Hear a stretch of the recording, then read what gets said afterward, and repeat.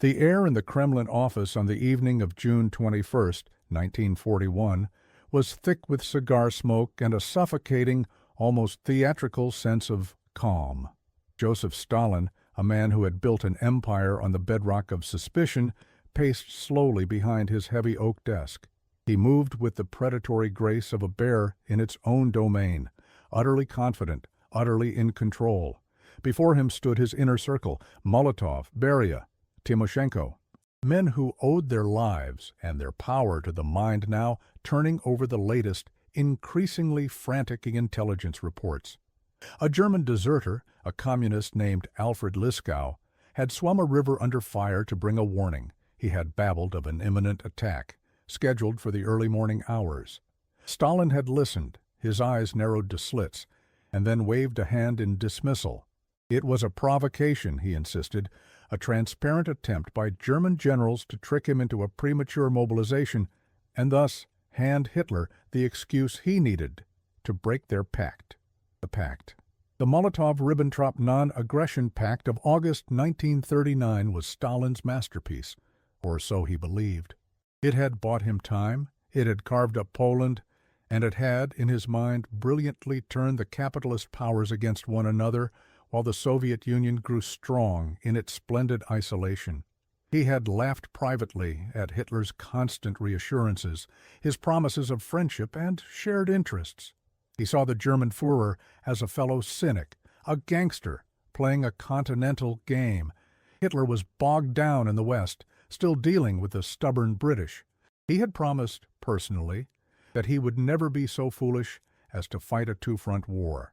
Germany's entire modern history was a testament to the fatal idiocy of such a strategy. Stalin, a student of power, believed this above all else. He trusted Hitler's self-interest more than he trusted his own generals. So, as the last minutes of that Saturday ticked away, he issued his final orders: no provocations, no response to border skirmishes. All units were to stand down and await direct orders from Moscow. The intelligence was a lie, the deserter a plant. The evidence of over 150 German divisions massed on his border, the largest invasion force in human history, was dismissed as an elaborate bluff. He went to his dacha at Kuntsevo to sleep, secure in his own strategic genius. What happened next shattered 20 years of Bolshevik certainty. In that moment, as the first German artillery shells screamed across the border from the Baltic to the Black Sea, Joseph Stalin was not a fearsome dictator or a cunning statesman. He was simply a man who had been lied to about everything, and the price for his belief in that lie would be counted in millions of lives. The scale of the deception was about to become clear, written in the burning wreckage of thousands of Soviet aircraft and the encirclement of entire armies. He had laughed at Hitler's promise, and in the coming 6 months that laughter would be choked by the loss of nearly 3 million of his own men. The mathematics of defeat were being written by German panzers on the plains of his country, and the first chapter was the most brutal of all. The foundations of this catastrophic miscalculation were laid not in 1941, but years earlier, in the paranoid, blood-soaked chambers of Stalin's own mind. The Great Purge of the late 1930s had decapitated the Red Army. It was an act of political self-preservation that amounted to military suicide. 3 of the 5 marshals of the Soviet Union were executed. 13 of 15 army commanders were shot, 57 of 85 corps commanders, and 110 of 195 division commanders were eliminated. These were not just names on a list. They were the most experienced, forward-thinking minds in the Soviet military. Men like Marshal Mikhail Tukhachevsky, the brilliant proponent of deep battle theory, a sophisticated doctrine of combined arms warfare that was, ironically, far ahead of its time and eerily similar to the German blitzkrieg that would soon annihilate his replacements. In their place rose a new crop of officers chosen for their political loyalty rather than their tactical acumen. Men like Kliment Voroshilov and Semyon Budyonny were old cavalrymen from the Civil War, cronies of Stalin who understood horses and political obedience, but knew next to nothing of mechanized warfare. The new commander of the Western Special Military District, General Dmitry Pavlov, was a hero of the Spanish Civil War. But his experience there had taught him all the wrong lessons about the nature of modern combat.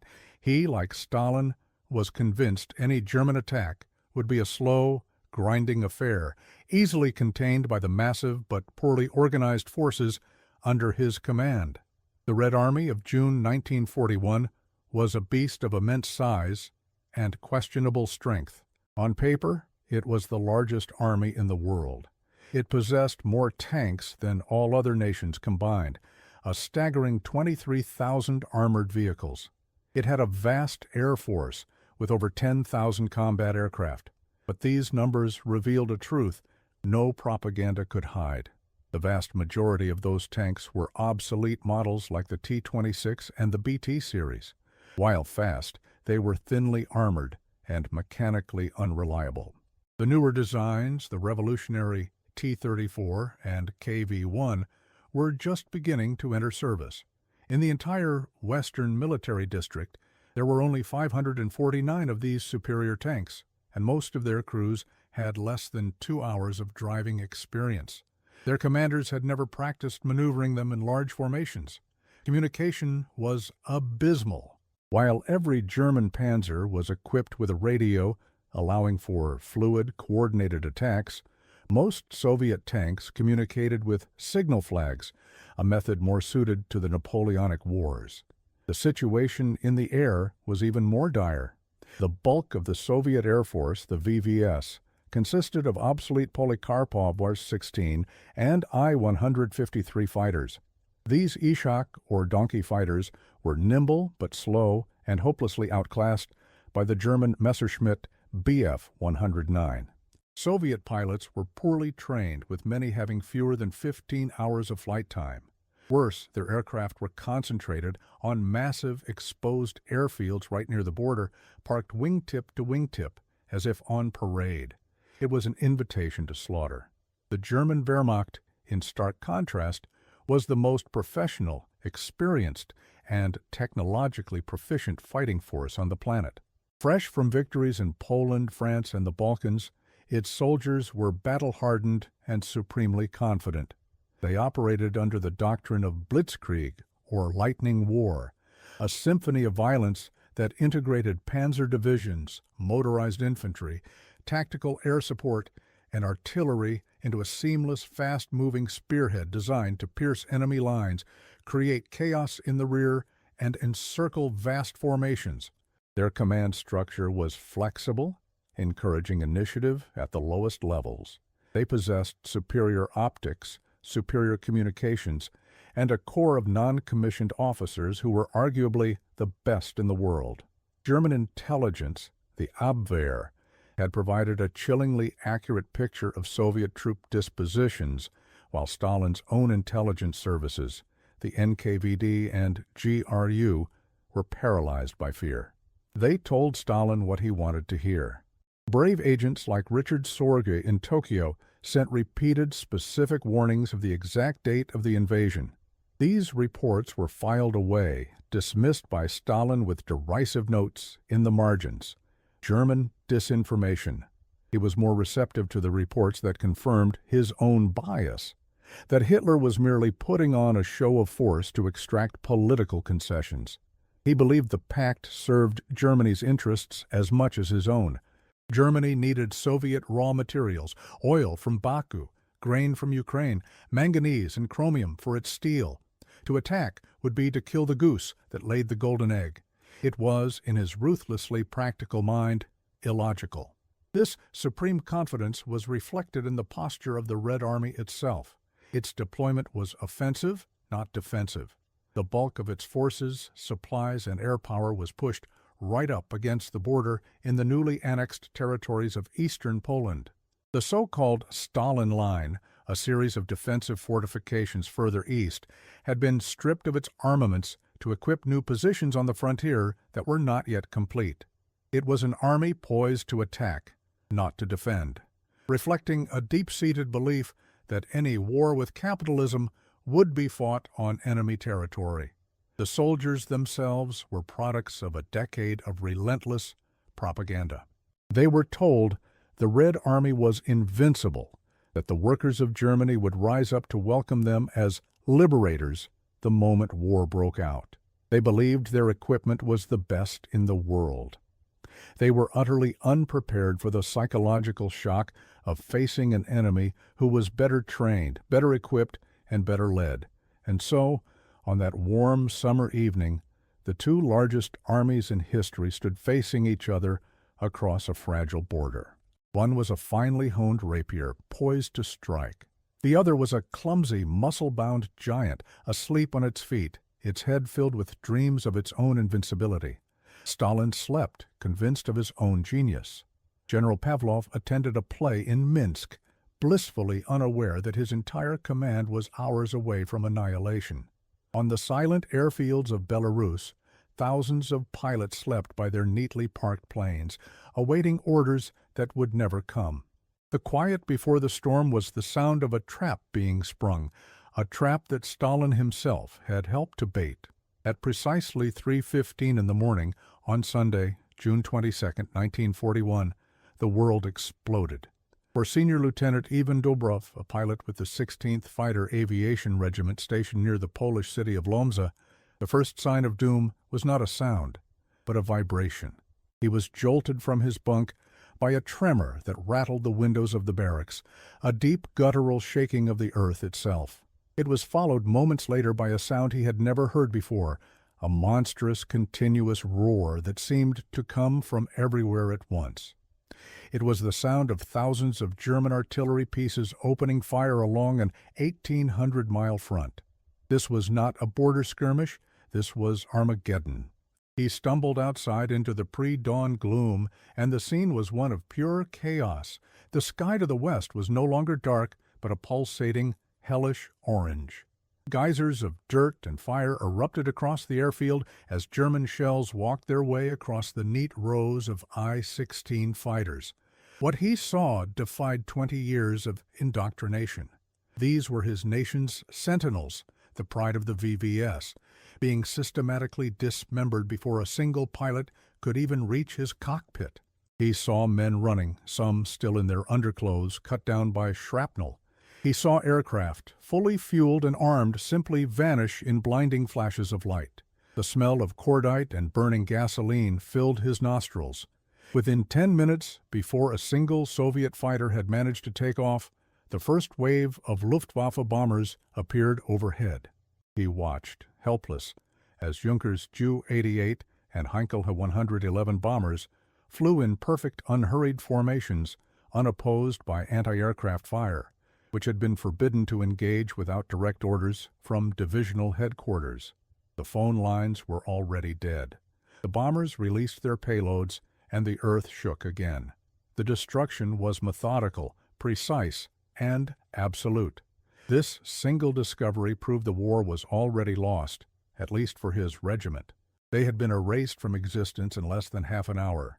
200 kilometers to the southeast, near the fortress city of Brest-Litovsk, Political Commissar Dmitry Orlov of the 28th Rifle Corps was awakened by the same symphony of destruction. His first thought was that it must be a training exercise he hadn't been informed of, a spectacularly realistic one. But then a shell obliterated the building next to his quarters, and the illusion of peace shattered. Orlov was a man of the party, steeped in the rhetoric of inevitable victory. He had delivered countless lectures to the troops on the moral and material superiority of the Soviet system. He had assured them that any capitalist aggression would be met with a crushing counterblow that would carry the red banner to the capitals of Europe. Now, as he scrambled to find his uniform amidst the falling plaster, his mind struggled to reconcile years of dogma with the terrifying reality outside. He saw soldiers of the 42nd Rifle Division, dazed and confused, being slaughtered in their barracks. He saw German stormtroopers, men from the 45th Infantry Division, already crossing the Bug River in rubber boats, establishing bridgeheads with terrifying speed and efficiency. The fortress of Brest, a symbol of Tsarist power and now Soviet strength, was supposed to be impregnable, but it was being bypassed, surrounded, and strangled. Orlov grabbed his pistol and tried to organize a defense, screaming orders that were lost in the cacophony. He saw a group of soldiers attempting to wheel an anti-tank gun into position, only to be strafed by a Messerschmitt that seemed to appear from nowhere.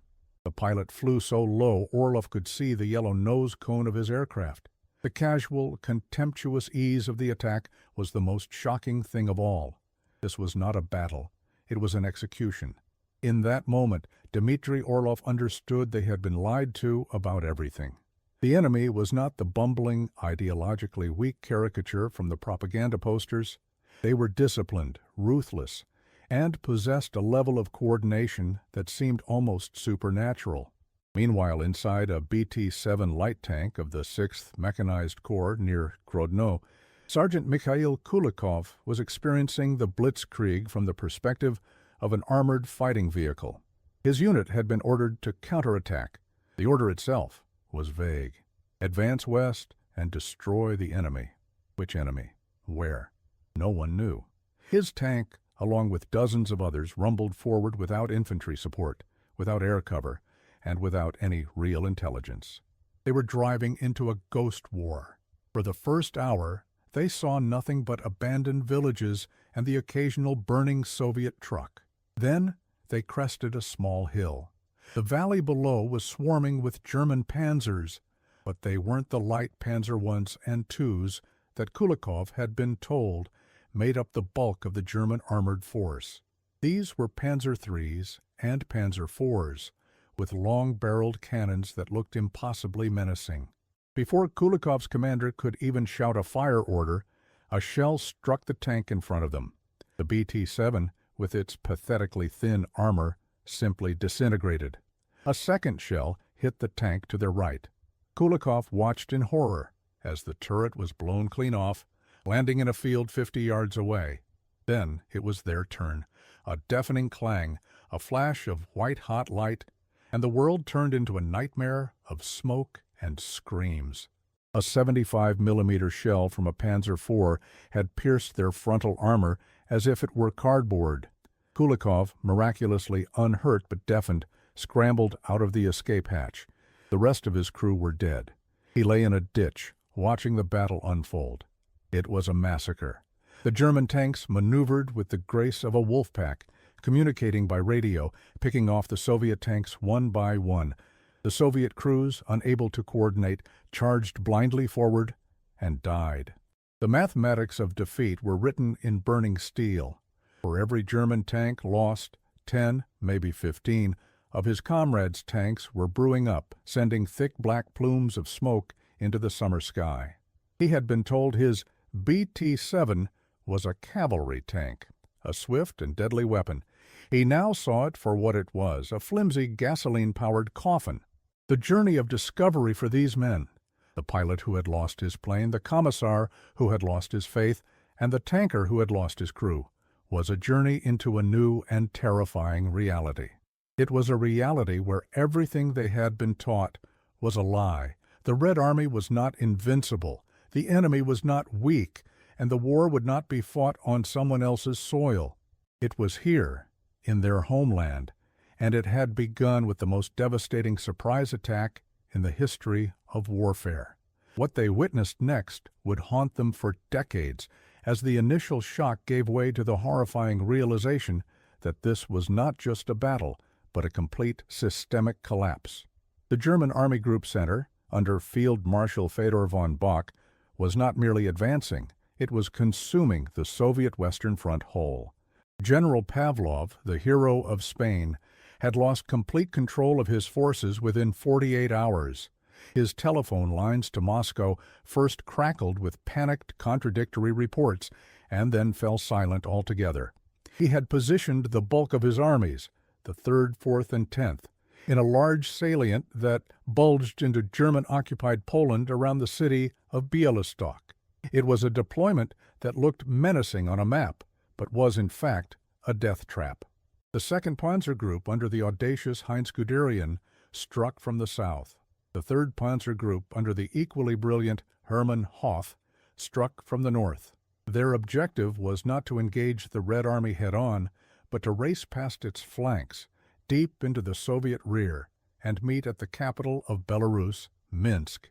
It was a classic pincer movement, a Kesselschlacht or cauldron battle, on a scale never before imagined.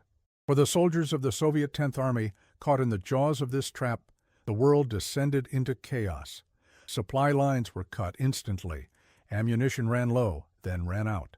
Fuel evaporated, orders ceased to arrive. Units dissolved into desperate, isolated pockets of resistance. They were being hunted from the air by the Luftwaffe, which enjoyed complete air supremacy. Stuka dive bombers, the Jericho's Trompeten, or Trumpets of Jericho, fell from the sky with a terrifying siren, delivering bombs with pinpoint accuracy on any column of troops or vehicles that dared to move during the day. Men learned to fear the sun. They tried to move at night, blundering through dense forests and swamps, harassed by German patrols, and plagued by rumors. Was Minsk still in Soviet hands? Was Moscow even aware of their plight? They had no answers. They were cut off from the world, a dying army wandering in a wilderness of their own making. By June 27th, a mere 5 days into the invasion, the pincers slammed shut. Hoth and Guderian met east of Minsk. Over 300,000 Soviet soldiers were trapped in the Bialystok-Minsk pocket. What followed was not a battle, but a week-long slaughter. The Luftwaffe pounded the trapped divisions relentlessly, while German artillery and panzers squeezed the pocket tighter and tighter. Some units fought on with suicidal bravery. Others simply disintegrated, the men either surrendering in droves or trying to filter through the German lines in small groups, a process the Germans cynically referred to as combing the forest. General Pavlov, who had escaped the encirclement, was summoned to Moscow. There he and his senior staff were arrested by the NKVD, subjected to a show trial, and accused of criminal incompetence and treason. They were shot. It was a classic Stalinist solution: find a scapegoat for a disaster that originated at the very top. But killing Pavlov could not change the reality on the ground. The road to Moscow was now wide open. The numbers filtering back to the Stavka, the Soviet High Command, were so horrific they seemed like typographical errors. But they were real. The Western Front had effectively ceased to exist. It had lost over 400,000 men, killed, wounded, or captured. Over 3,000 tanks and 1,600 artillery pieces were destroyed or captured. The Germans had shattered one of the three main Soviet strategic groupings in less than 3 weeks, and this was only the beginning. Further south, Army Group South, under Gerd von Rundstedt, was smashing its way into Ukraine, the breadbasket of the Soviet Union. Here, the Soviet forces were more numerous and better equipped, under the command of the competent Semyon Budyonny. They mounted ferocious counterattacks, particularly around the city of Brody. For a week, the largest tank battle of the war to that point raged, with over 5,000 tanks churning the Ukrainian steppe into a dusty hell. The Soviets, led by the charismatic Commissar Nikolai Vashugin, threw their mechanized corps into the fray piece by piece, without proper reconnaissance or support. Vashugin, facing Stalin's wrath, ultimately shot himself rather than report the failure. The new T-34 tanks, when they appeared, gave the Germans a nasty shock. Their sloped armor was impervious to the German 37mm anti-tank guns, which their crews dubbed door knockers. Their 76mm cannon could destroy a Panzer IV at 1,000 yards, but there were too few of them, and their crews were too inexperienced. They were overwhelmed by superior German tactics and the relentless pressure of the Luftwaffe. The Battle of Brody was a tactical victory for the Germans, but a strategic lesson for the Soviets. They had the machines to win, but they did not yet know how to use them. The disaster deepened. Near the city of Uman, another massive encirclement took shape. Another 100,000 Soviet soldiers from the 6th and 12th Armies were trapped and annihilated. And all the while, Guderian's panzers, having finished their work at Minsk, were not driving for Moscow as expected. In a move that stunned the Soviet command, Hitler ordered them to turn south, to wheel behind the massive Soviet southwestern front, defending the capital of Ukraine, Kiev. This set the stage for the greatest military catastrophe of all, a defeat so total it still beggars belief. The scale of deception was now becoming crushingly clear, not just in terms of grand strategy, but in the smallest, most personal details. For the millions of Soviet soldiers now finding themselves as prisoners of war, the journey of discovery was just beginning. It was a journey into the belly of the beast, an enemy nation that propaganda had painted as impoverished, starving, and on the brink of collapse. What they found instead would challenge the very core of their identity and their belief in the system they had been raised to defend. They were about to discover that the enemy could afford to waste more than their own country could produce. The evidence of the Soviet Union's military decomposition in the summer of 1941 was not a matter of opinion or propaganda. It was a brutal, undeniable statistical fact. The numbers revealed a truth no propaganda could hide, a truth so devastating that it was kept secret from the Soviet people for nearly 50 years. By the end of the first week of Operation Barbarossa, the Luftwaffe had destroyed over 4,000 Soviet aircraft, the vast majority of them on the ground. The Red Army had lost an estimated 6,000 tanks. The German Army Group Center alone had captured over 50,000 prisoners. These were losses that would have crippled any other nation on earth, forcing it to sue for peace. For the Soviet Union, it was merely the opening salvo of a symphony of annihilation. The Bialystok-Minsk encirclement, which concluded in early July, was a catastrophe of biblical proportions. The final count was staggering. 324,000 Soviet soldiers were captured. A further 80,000 were estimated to have been killed. A total of 3,332 tanks were captured or destroyed, along with 1,809 artillery pieces. The entire pre-war strength of the Soviet Western Front had been wiped off the map in just over 2 weeks. The German casualties for the same operation were a fraction of that. They had achieved one of the most decisive operational victories in military history, and the war was not yet a month old. But the machine of destruction was just getting started.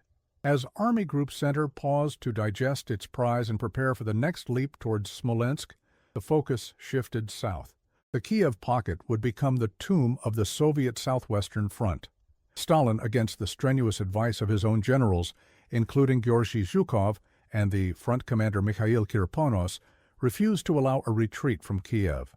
The city was a vital industrial center and a powerful symbol. To abandon it, in Stalin's view, would be an unacceptable blow to morale. He was still operating under the delusion that he could dictate events, that sheer willpower could halt the panzers. It was a fatal error in judgment. Kirponos and his 1.5 million-man army group were in a massive, exposed salient, just as Pavlov's forces had been at Bialystok. When Guderian's 2nd Panzer Group from the north and Kleist's 1st Panzer Group from the south linked up at Lochwitza on September 16th, they sealed the fate of 5 Soviet armies. The encirclement was the largest in the history of warfare. The area trapped was larger than the nation of Belgium. Inside this cauldron were over 600,000 men.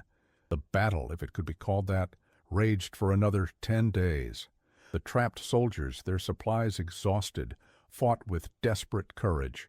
Marshal Budyonny flew out at the last minute, as did political leaders like Nikita Khrushchev. But Kirponos, his chief of staff, and the member of the military council stayed with their men and were killed in a final hopeless breakout attempt. When the fighting finally subsided on September 26th, the scale of the defeat became clear. The Germans claimed an almost unbelievable 665,000 prisoners. They had destroyed or captured 884 tanks and over 3,000 artillery pieces. In the space of 3 months, in 3 massive encirclements at Bialystok, Minsk, Uman, and Kiev, the Red Army had lost well over 1 million men as prisoners of war alone.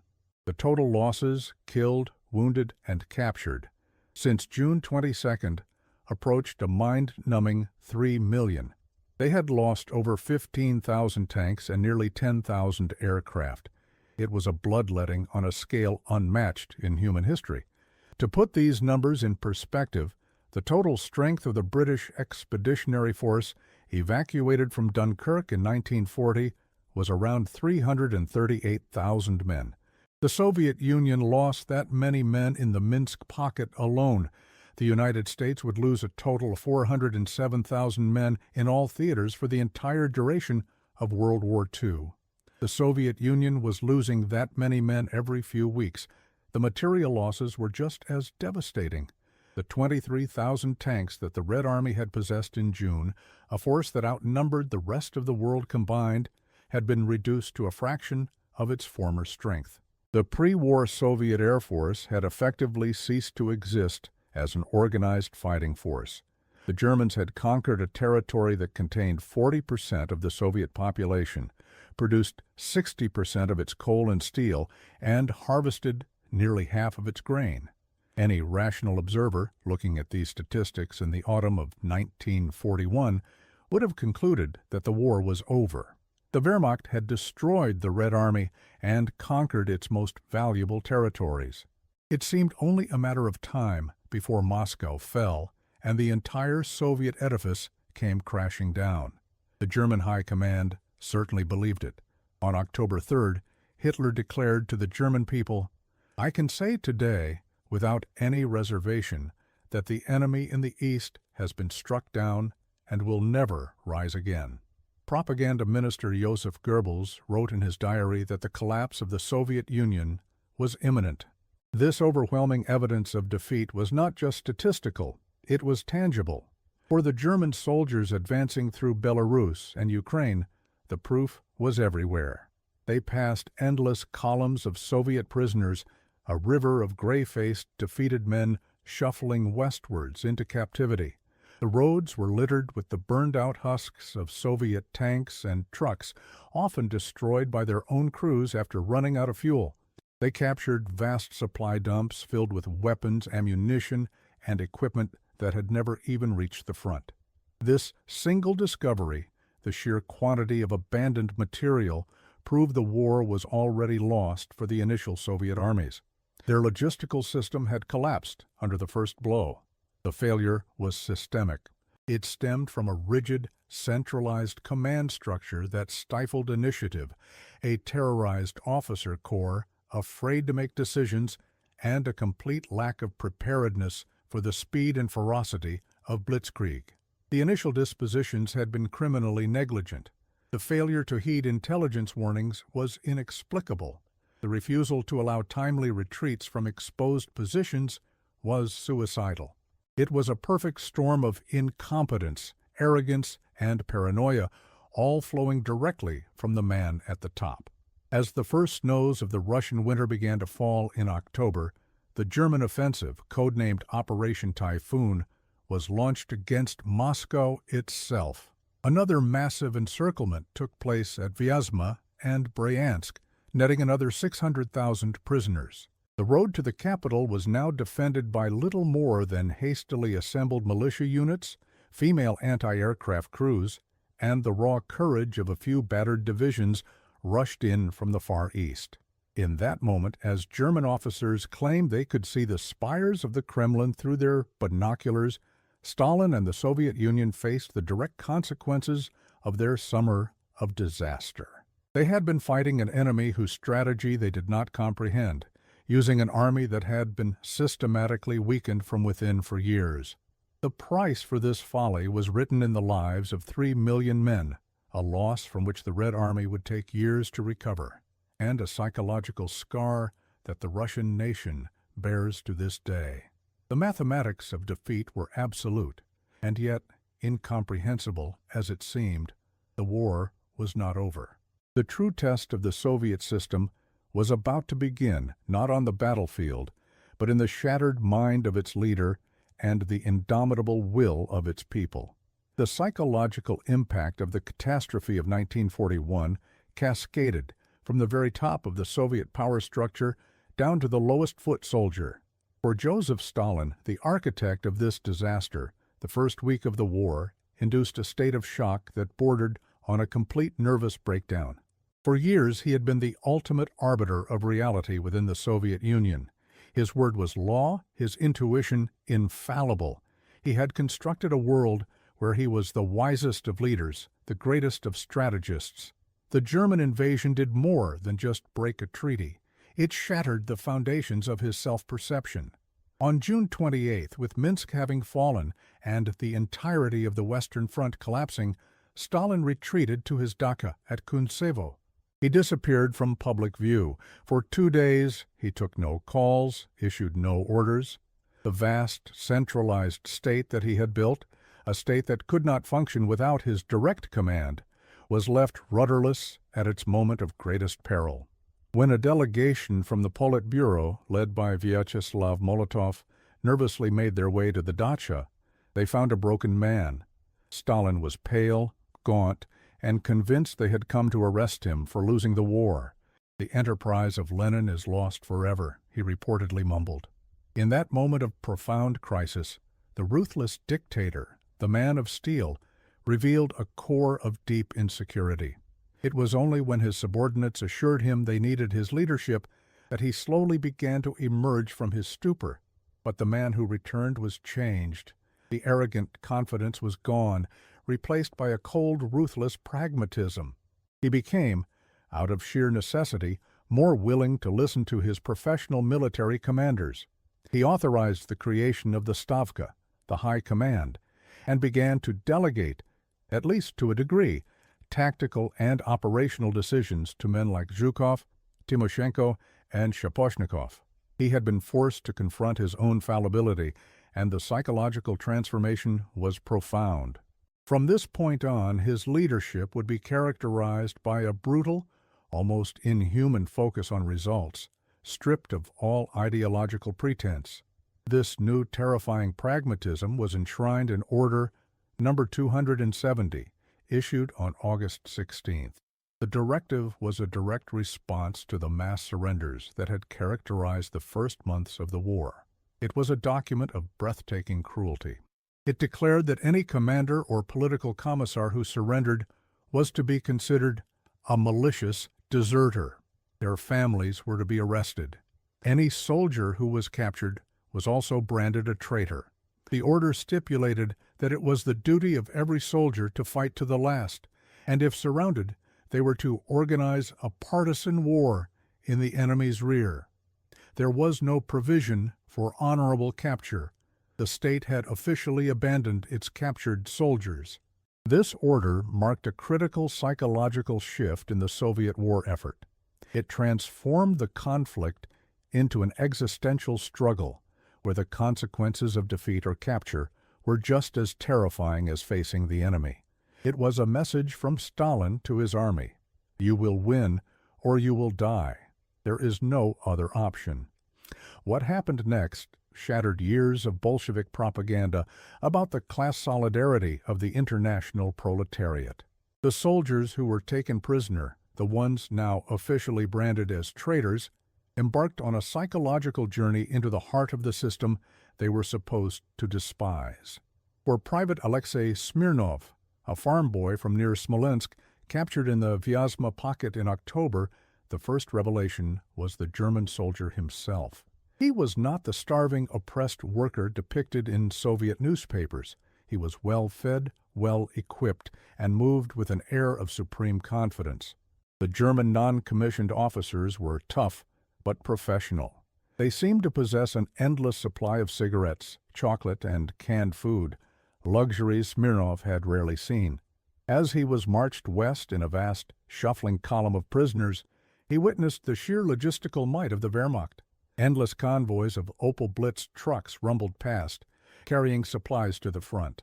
He saw field kitchens serving hot meals to German troops, a level of organization his own unit could only have dreamed of.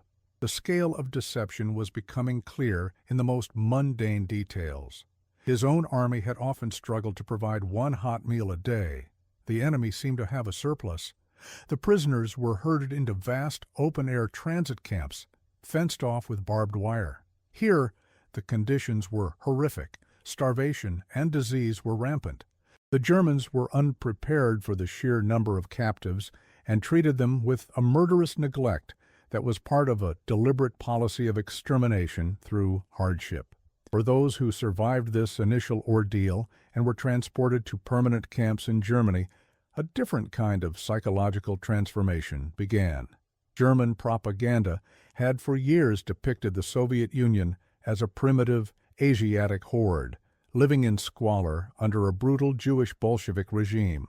For many German civilians, these prisoners were the first Russians they had ever seen. The prisoners, in turn, were witnessing the reality of the society they had been sent to destroy. Even in a nation on a total war footing, the baseline level of prosperity was a shock. They saw German farmhouses with electricity and running water. They saw tractors in the fields, a stark contrast to the often primitive state of Soviet collective farms.